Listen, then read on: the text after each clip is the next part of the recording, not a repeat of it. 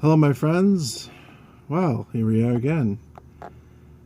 Got some issues with the Wave 6, and I'll tell you what happened. What is going on? That's not the Wave 6. That's the Wave 3. I'll tell you what happened. I put the Wave 6 back in the box because it's blooming hot. Part of the problem is I had it mounted right here. You can see where the screw holes are. And it's beaming. Pardon the mess on my bed.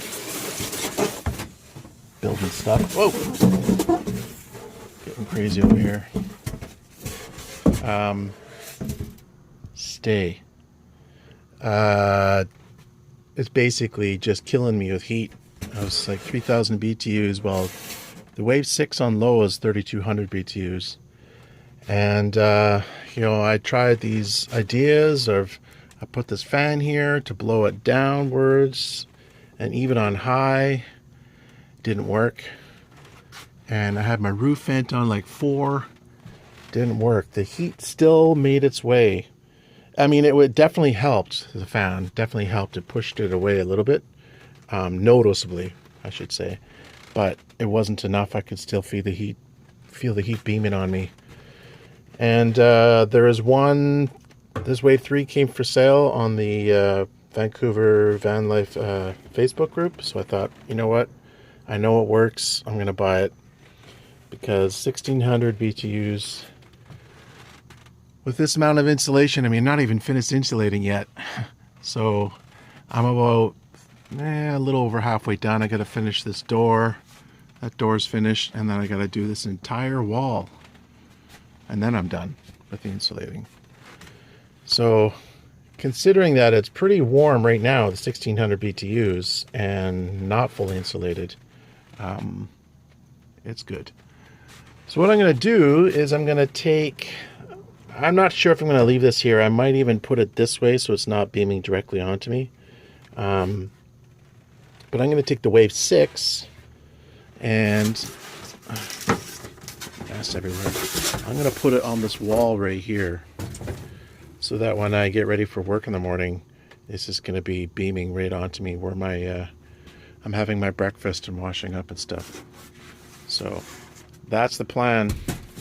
And when it gets really cold, like we had a cold snap where it got to like 1 or 2 Celsius, and it was still way too hot with the 3,200 BTUs. So when it gets like the odd time it gets below -10 or around -10, like the 2-3 weeks a year, maybe at the most, that happens. Then I can just crank up the Wave 6 and maybe even put it over here for those times. So it's kind of like the best of both worlds, because I'll have the Wave 6 when I'm getting ready in the morning, just crank up the heat, and then the 1,600 BTUs will carry the day, hopefully the rest of the time.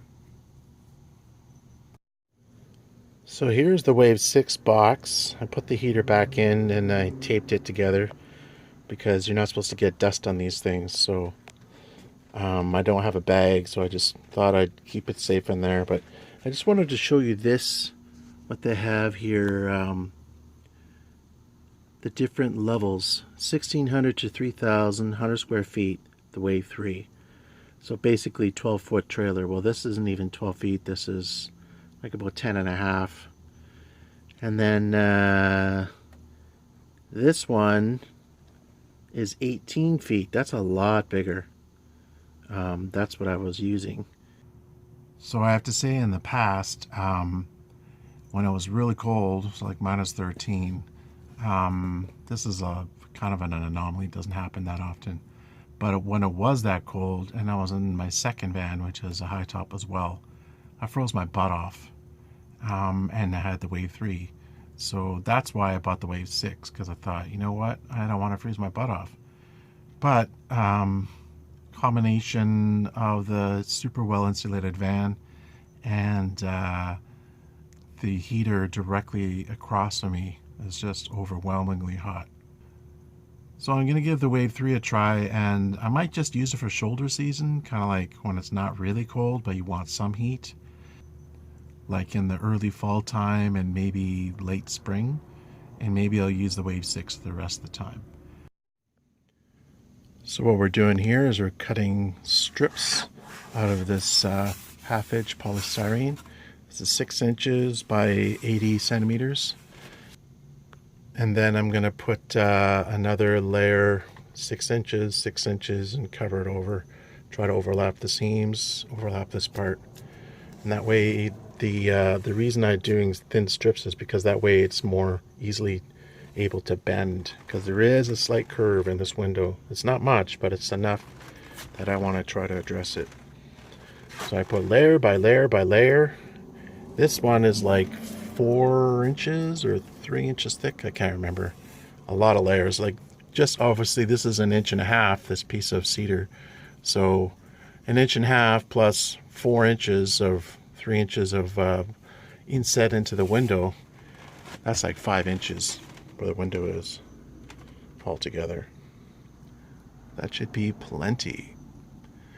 The concern, of course, is you don't want to be too crazy, because I don't want previous mistakes I made in my previous vans is the doors get too heavy because the insulation, and then you put the wood on it, and all of a sudden the door is like getting heavy, and it's not good for the hinges.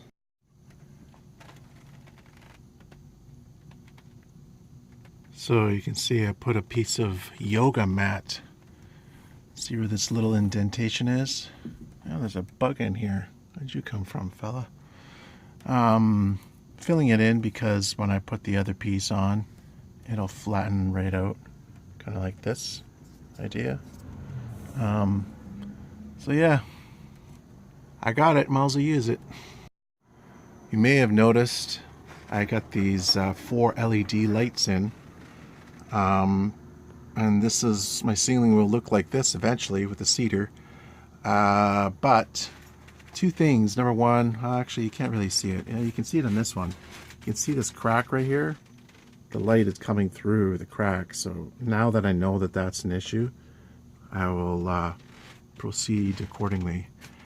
But the main thing is these pieces, I thought, oh, I'll buy a big long one because, you know, from there all the way to there is about 11 feet.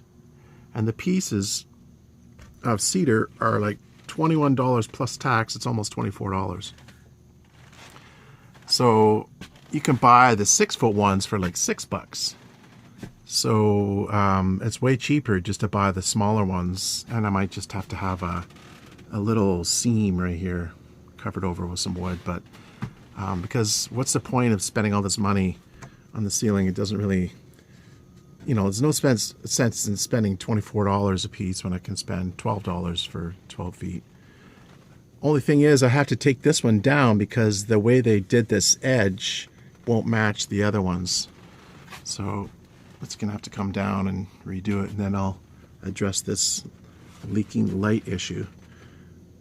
But the LEDs are pretty good. I like them. I got it set on this dimmer here so that I can, right now it's cranked to 100%. I can turn it way down. We're gonna be in the dark. So like that. Now it doesn't have much room before you go from like almost dark to like pitch black. There's not a lot of room in the dial. I mean, you can't really see it, but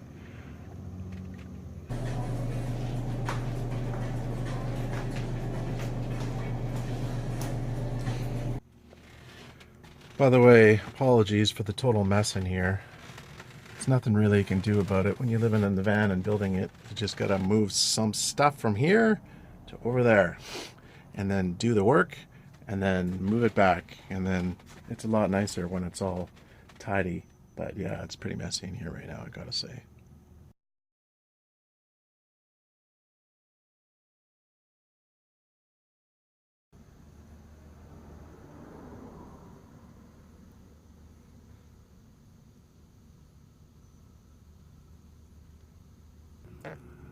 Alright guys, well there you have it.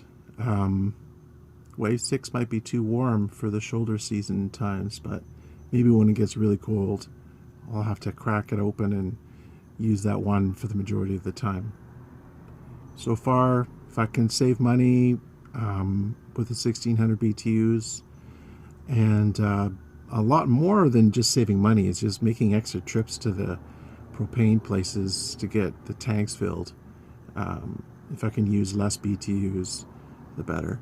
Plus, less moisture, because 1600 BTUs, the moisture is barely noticeable. All right, guys, well, there you have it. Thanks for watching, and be well, my friends.